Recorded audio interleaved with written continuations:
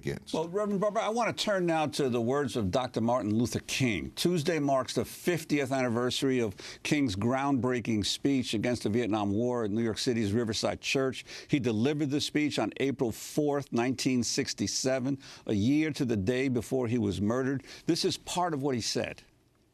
I speak as a child of God and brother to the suffering poor of Vietnam. I speak for those whose land is being laid waste, whose homes are being destroyed, whose culture is being subverted.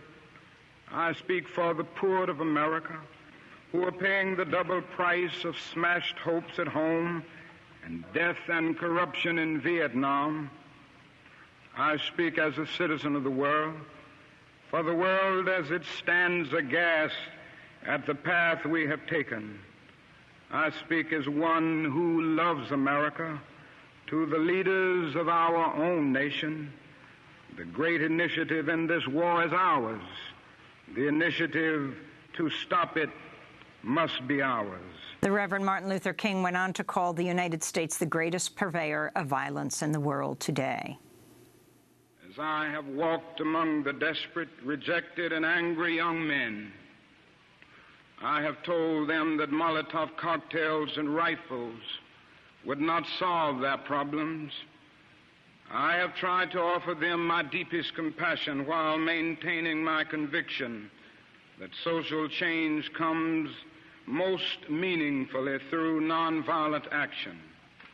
But they ask, and rightly so, what about Vietnam?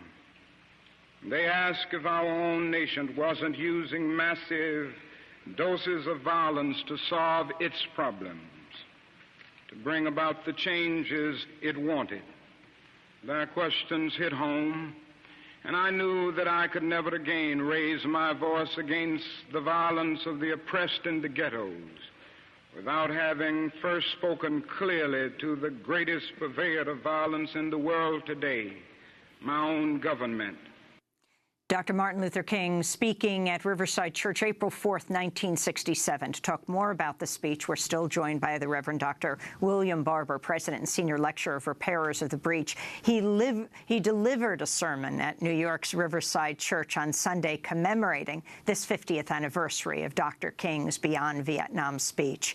The sermon Reverend Barber delivered was titled, "When Silence is Not an Option." Can you talk about the significance of what Dr. King said and when he said it, even his inner circle, Reverend Barber, telling him, don't speak against the war in Vietnam. You have the most powerful person on earth, the President of the United States, Lyndon Johnson, wrapped around your finger. You got the Civil Rights Act passed, the Voting Rights Act. This is not your war. But King said no, and he gave this speech. Dr. Barber. Yeah, he gave this speech, I would say a prophetic sermon, at Riverside, and was killed exactly 1 year later. But Dr. King was very clear that you can never separate the isms, the triune isms of racism, materialism or classism, and militarism. And he was very clear about that. He knew that the prophetic role of the preacher, a religious leader, or moral leader, is to challenge, if you will, the soul and the heart of the nation. If you listen to his voice and his words, he was very clear. Vincent Harding, who helped him draft that particular speech, and some say that something like 150 newspapers wrote articles against him the next week. Even civil rights organizations passed resolutions against him. Unions did the same thing, not all, but some. I know that was one place the Nation magazine stuck with him, but many pulled away, his own staff. But he understood as a moral leader that we had to challenge. Now the question is, and the reason we're at the press club today is because Repairers of the Breach and the Kairos Center from Union, we are convening and launching The Souls of Poor Folk, auditing America 50 years after the Poor People's Campaign challenged racism, materialism, poverty, and our national morality. Because, you know, after that speech, he went into the Poor People's Campaign. And the question, Amy and Juan, for the country today is, where are we on these same issues?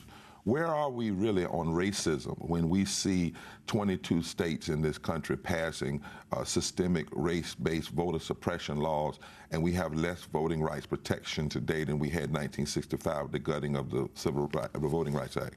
Where are we when we have our second highest level of child poverty, when we have exorbitant and extreme inequalities when it comes to wages? Where are we when we don't even hardly use the word poor in our public and political conversations? Where are we when we, just a few weeks ago, saw an out-of-control military strike kill 200 innocent citizens, and some 400,000 citizens were killed during the Iraq war that we should have never gone into? Where are we when we're talking about expanding an already bloated military budget and spending money, some $54 billion, that if we use that same money in a modern-day war against poverty and a modern call for health care and education, we could do so much more? Where are we when we just saw our Congress debate on a fundamental human rights issue, health care, and argue that it was wrong to provide people health care,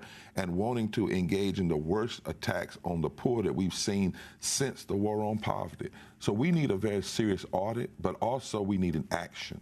And many of us are saying we can't just remember Dr. King's speech or his actions. So together, we've also called for the National Moral Revival, Poor People, Poor Children a campaign to start in 2018, beginning with this audit, but the audit then leading to action. And the audit is going to be chaired by Reverend Dr. Forbes, the former past emeritus of Riverside, and Shelley Gupta Barnes, who's a lawyer and an economist, and Dr. Tim Tyson, who's a renowned historian. And we're bringing economists and theologians and political scientists and poor people around the table to say not just how we remember, but how do we re-engage and reinstitute the Poor People's Campaign with all of its trimmings, including civil disobedience from the state up and even in the capital of this country, Washington, D.C. And Reverend, I wanted to ask you, you're going to be moving on from where you are in D.C. now later in the week, going to Memphis, where Dr. King was assassinated a year after that speech at Riverside Church, where he had gone there to support the sanitation workers who were on strike in Memphis. And you're going to be going there to deal with the issue of $15 an hour. Could you talk about that as well? Right.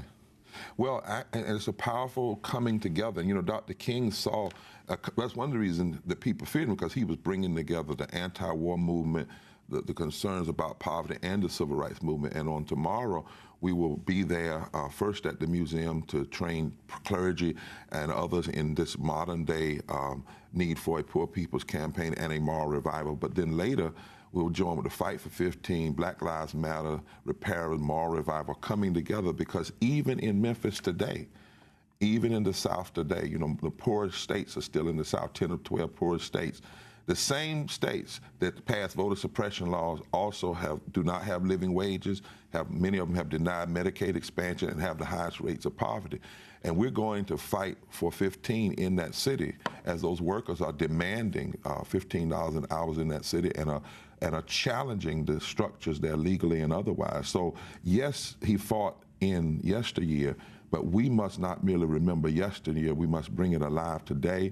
And remember, 50 years later, we still do not have a living wage. And one of the things Dr. King wanted, he said you can give people housing and you can do different things, but he called that piecemeal in his book, Where Do We Go From Here? He wanted the government to provide a living wage, because he understood it was government policy that created slavery, that created income disparity. And he knew that people needed a living wage, and that wars and racism were hindering us from doing the right thing economically. So that's why we're going to lead a march on tomorrow in Memphis around some of these same issues that we have to decide. We're not going to merely glorify and glamorize the past and say what Dr. King did then.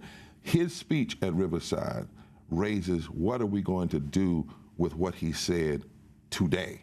That's the question that we must deal with. Reverend Dr. William Barber, thanks so much for being with us, President and Senior Lecturer of Repairers of the Breach and President of the North Carolina NAACP. He's speaking to us from the National Press Club in Washington before he goes to Memphis, where he and others will be holding a news conference today at 9 a.m.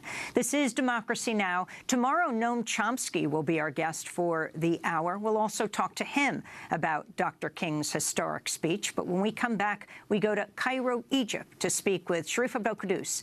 The Egyptian president, Sisi, is in Washington to meet with President Trump today. Stay with us.